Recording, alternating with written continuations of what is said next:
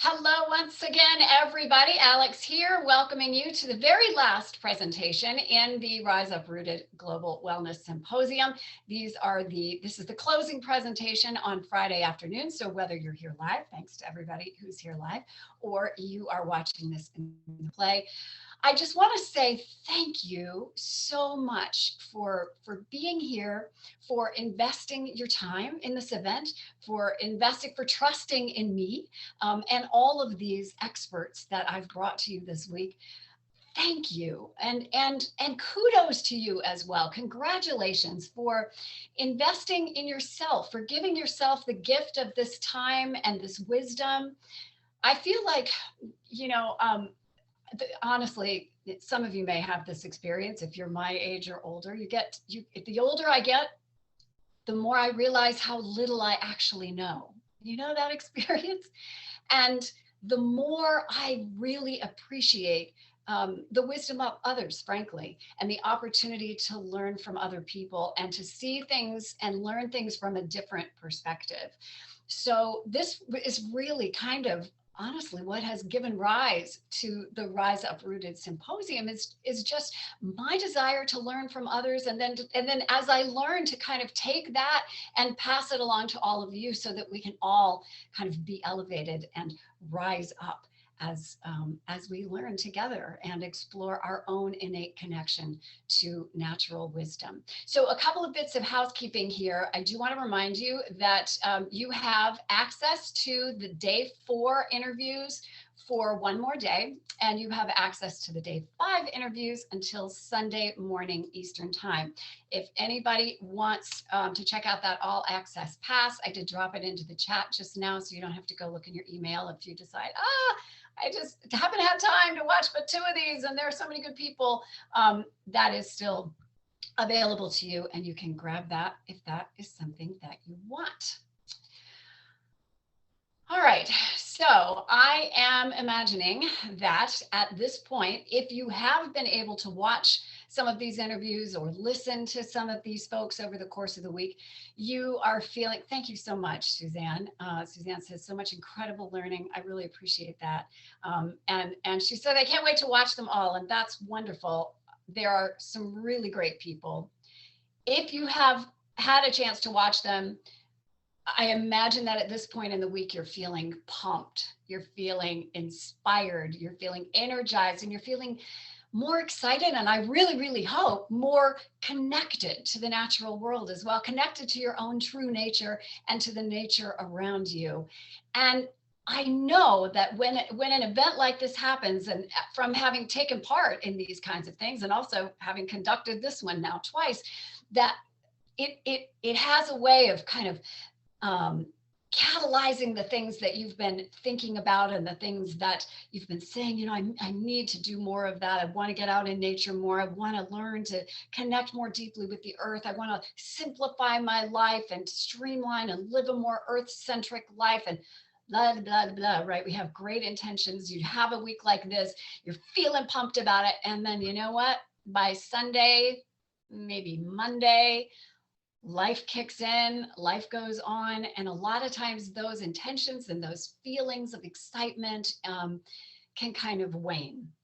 So I wanted to, in these last few minutes together, give you some tools to help you, as I said in the title of this, to stay rooted, to keep rising. Because I do believe that when we are connected to these roots, to nature, yes, to the earth, and to our own true nature, okay, our roots within us as well, that this is the place from which we can rise. This is the place from which we can give our best to the world, to our families, to our jobs, and really live our best lives. So a few things about staying rooted.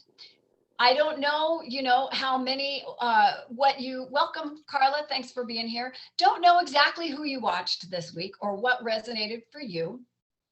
I did say in each of those emails and a couple times in my opening remarks, pick and choose, right? Because we all have a limited amount of time. So maybe you picked and chose which particular talks worked for you. What I want to suggest to you is that based on what you learned this week and based on what you heard and what resonated for you, I want you to take 2 small actions, okay? Commit to 2, just 2, not 19. I had 20 speakers, so 20 or 19, but just 2. One of those actions I want to be for you, an action for you personally, for your own well-being, your own edification, your own nature connection journey. One of those actions should be focused on you and your learning and yourself. And then one for the benefit of the earth. Okay, so you get to pick, right? But sometimes I'm all about having big goals, right? But if our goals are too big or too far reaching, or you just say, I'm going to just clean out my whole house and buy a bunch of house plants and start communing with the trees. I'm going to take an hour and a half walk every day and I'm going to meditate in nature and I'm going to do, I mean, it's all great. And if you can do it, go for it. But the reality is most of us can't. So by committing to just 2 things right now, and heck, in another week or another month, add another 2, right? Some of you have access to the all access pass. You can go back and watch a few more and get inspired again and pick a few more actions. But for now, I want you to just pick 2. So, maybe you want to go out and buy a house plant like Maria Fiala suggested, or tend to the plants that you already have. Maybe you want to spend more time with animals like Kate Nelligan teaches. Maybe you want to start meditating in the outdoors. So if you have an indoor meditation practice, maybe you want to try it outdoors or try a sit spot like Josh Lane talked about, and several of our speakers actually talked about that. Maybe you want to start a grounding practice like Dr. Tracy Latz and Dr. Laura Conover talked about, where we actually put our feet or our hands or some other part of us on the earth and connect with that energy of the earth. Maybe that's a practice that you want to put in place, even for 5 minutes a day. Maybe you have decided you'd like to explore this wheel of the year, ancient calendar idea, and let that sort of guide you into a deeper connection with the seasons, with the solstices and the equinoxes, and kind of align that with how your own calendar works. Like that was Emma Jane Cross that talked about that. Maybe you want to incorporate more herbal oils into your self-care. Cami McBride was the herbalism expert that talked about that taught us about those oils. Or one thing that I am personally incorporating into my life now, I don't know how many of you watched my interview with Pooja Madan, but she talked about how the seasons relate to the parts of our day. So the thinking of the early morning time as the spring, and then the midday when we're most productive as the summer, and then the autumn being our evening wind down time, and the winter being our sleep time, and sort of dividing those into more even segments. So we're prioritizing the things that we need to prioritize in our day. So, that's an action you can take. Maybe if you saw Stacy Beller-Stryer yesterday, Dr. Stacy Beller-Stryer, she was talking about getting a prescription for an actual doctor's prescription for spending time in nature. And you could go to Park RX and do that for yourself. Maybe that's an action you want to take. I'm just running through some of these. Maybe you want to start learning about your heart, connecting to the geomagnetic field of the earth. I don't know how many of you saw Sheva Carr, but oh my, that was really something too, where she talked about how our heart beats, and what we can learn about ourselves from our heartbeat and our electromagnetic fields. And I don't even understand it all, y'all, but it was mind-blowing. So these are just a few possibilities. You take what resonates for you, but pick one action for yourself. And then for the earth, we had lots of people talk about things that we can do to be more loving to the planet. And I really want to encourage you to pick one of those as well. Maybe you want to donate to an organization like Tree Sisters. We heard from Kathleen Brigidina talk about that. Maybe you want to start composting. If you watched my interview with Sheva Carr, she and I just both kind of went off. It wasn't even about composting, but we kind of had a little aside because we both decided that composting is so miraculous. We had to talk about it. So maybe you want to start a compost pile or vermicomposting. I have a container of worms in my kitchen. So maybe you want to get worms. Maybe you want to spend more time sending love, just sending love to the trees near you. Put your hands on the trees in your yard and give them some love. That's something you can do for the planet. Maybe you want to make some changes in your house and in your design so that the things that you use in your household and the way you set up your space is more sustainable. That's something that Charlie Limmer talked about. So that's something that can benefit the earth. Maybe you want to just cut down on your gas consumption by just making your nature connection exercise something you do right where you are and not traveling anywhere. These are just some suggestions. You take whatever works for you and go with it. But I want you to pick two, okay? And so with that in mind, let's take just a couple seconds here. If you have something in mind, one activity that you're going to take and implement for yourself and one for the earth, what would they be based on what you learned this week? I'm just going to take a look at the chat. You don't have to, but if you have an idea or there was some topic that you listened to, some speaker that you heard and you thought, man, I'm definitely going to take and run with that. I'm going to do that. For me, it was the grounding practice. I've heard about earthing. I've heard about grounding. I've heard that it's a good thing, but I didn't really know anything about it. And I didn't know the science behind it until this week. So, yep, here, Suzanne says grounding as well. Yes, having a sit spot. And I've been doing that too, Suzanne. And the heart coherence breathing. Yes, very powerful. It was a lovely practice. I think Tracy Latz taught us that. And am I right? Correct me if I'm wrong, because I interviewed a lot of people. But I think that's who taught us that. Oh, I'm sorry, that was Shobakar. Thank you for the correction. Yeah, so many good practices. And like I say, for me, it's grounding. I've also started, a lot of you guys know, or maybe you guessed from the mindful walker thing that I walk, and that's something that I've done a lot. And that has been the basis of my own personal nature connection practice for a long time. But this week, I started to learn about some other things that I want to incorporate, including that sit spot idea, which is just going out and finding one particular area and then just being quiet and still there and going back to that same spot. So I remember Josh Lane talking about this, because what happens is then the wildlife and the nature in that area kind of begins to get used to you and you to it, and you begin to form a different relationship really than you might have if you were like me, if you're walking. So I'm not going to give up my walking, but I'm definitely going to be incorporating that.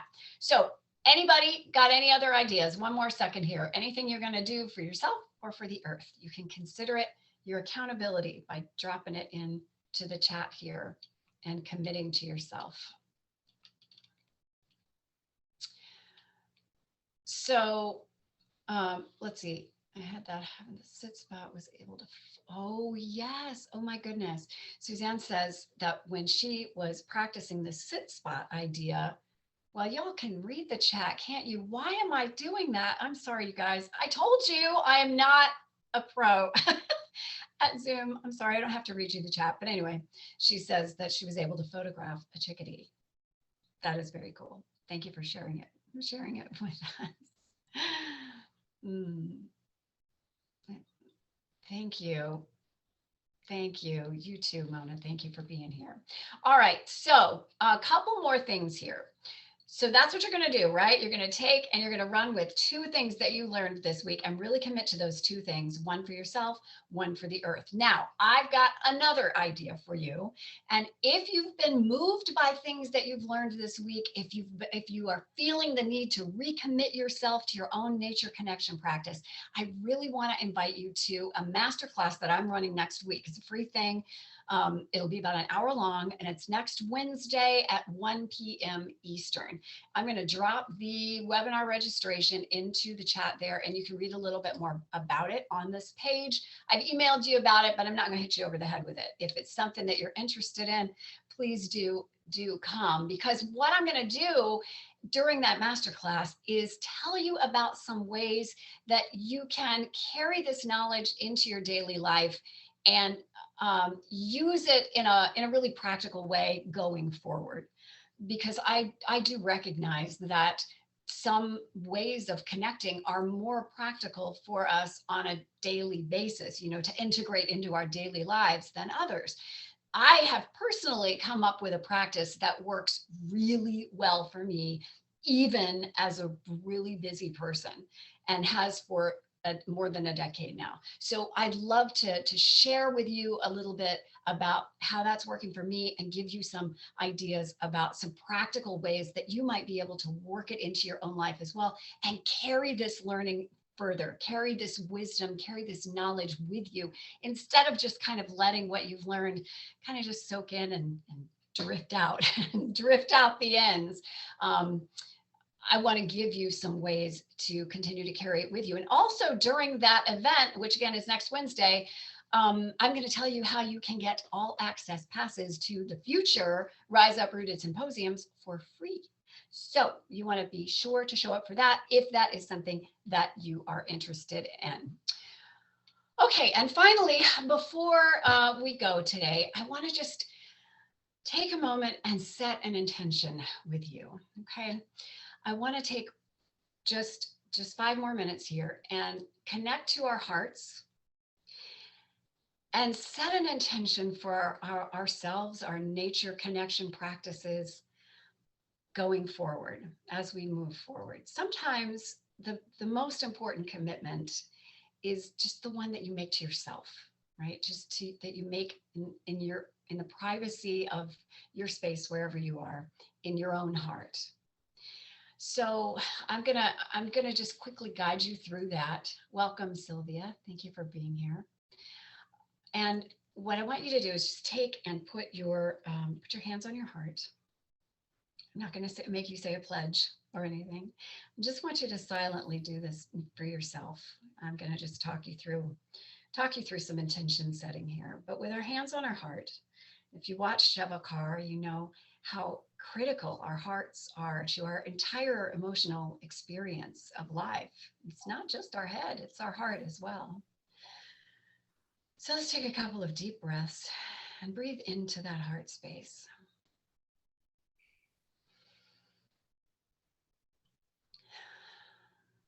And if you're a fan of the chakras at all, if you know anything about the chakras, you know that the heart chakra is green in color. And I've always loved that. I've always felt like that was significant, because this is where our heart is, and this is where the green energy center is spinning, just like Mother Nature. So let's take one more breath into that heart space. And as you exhale, I want you to tell yourself that you want to endeavor to live a more nature-connected life, recognizing our own not only connection to nature, but the fact that we are nature. We're not just a part of it, we are it. We are in it, right? And this energy that animates all of the natural world. Imagine the most beautiful natural setting you can, the most beautiful waterfall, the most inspiring tall trees like the redwoods that Ellen Davidson talked about. Maybe for you it's palm trees, the most expansive beach view. Take a moment and think about that beautiful scene, and know that the animating force behind everything in that scene flows through you as well. And so if you take one thing away this week, I want it to be that you recognize your deep connection to all of nature's beauty, and that you are very much a part of that. And that you want to endeavor as well to learn to treat all of nature with kindness, with respect, with love, with gratitude, and really with reverence. And that extends outward from your heart and inward towards yourself as well. And finally, let's all promise to pay greater attention in the coming days and weeks to the ways in which our own actions and decisions impact the planet and all the living beings with which we share it, and and all of humanity as well. Every little decision, every action does have an impact. So let's connect with that impact and not beat ourselves up about it. This is not about being guilty for living our lives. It is about simply recognizing, knowing, and taking those tiny little actions to alter the way we live. Because when all of us are connected to our heart center and recognize our part in nature and the fact that we are nature, and we make it inspires us and informs us to make those tiny little changes. They begin to happen naturally. And when and if we were all doing that, imagine what a different world this would be, right? Imagine how the planet would change if we were all feeling that deep reverence for ourselves and for the rest of the more than human world. Imagine how things might change and how they might be different. It starts with us, my friends. It starts with us. We are the wisdom keepers, right? Because you are here, you are that person in your sphere of influence. Okay. And I believe it was, gosh, so many people I talked to, but I think it was Kathleen Brigidina that might have told me that this week. But I loved this idea, because you are here, because you were the person who was attracted to the messages of the Rise Up Rooted Symposium. And because you came and you listened and you signed up, that sets you apart in your sphere of influence. And it means that you are the person in your sphere that is being called upon to carry that message forward, to set the example, to live with intention, and to inspire those around you to do the same as well. So, as the creator of this symposium, I love to think about ripples moving out from it, from all of these speakers and everyone who came into this because of these speakers, and they're sharing with their spheres, and those people are inspired to share with others. This is how we impact the whole planet, from a little teeny event that was instigated here from my woods here in North Carolina. So that is my message, my final message for you this week. And just a reminder that we do this twice a year. So if you would like to be involved and see the next lineup of speakers, I have some already arranged for fall, but I'm going to be putting my feelers out there and finding more cool, interesting people to bring to you in the fall as well. So if you want to know about that, stay on my list, because I'll let you know as we get closer to October. And then, of course, we'll do it again in the spring. And I hope you will be a part of that. And I hope to see as many of you as can make it next week, next Wednesday. And again, that's in the chat.